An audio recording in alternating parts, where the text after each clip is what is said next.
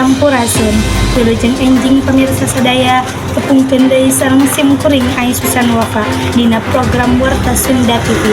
Sabaraha warta anu beredaksi dina Sunda TV disanggakeun dina Pidawan Warta ku Bahasa Sunda edisi Senin Kaping 9 April 2026 berita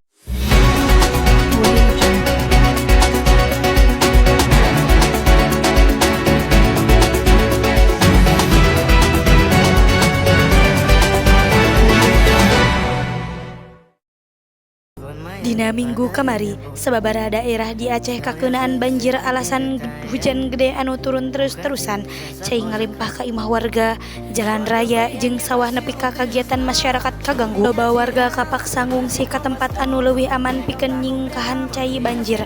Pamarentah jeung relawan geuat mere bantuan saperti dahareun, cai bersih jeung ubur-uburan ka korban banjir. Nepi ka ayeuna warga masih beberes lingkungan sarta ngaharepkeun cai gancang surut supaya kagiatan sapopoe bisa normal deui. Mirsa, sakitu warta anu tiasa kapihatur dina dinten ieu. Simkuring saparanca amit mundur sareng pamit nunduk. Hapunten bilih aya kalepatan sareng kakirangan salami ngadugikeun ieu warta.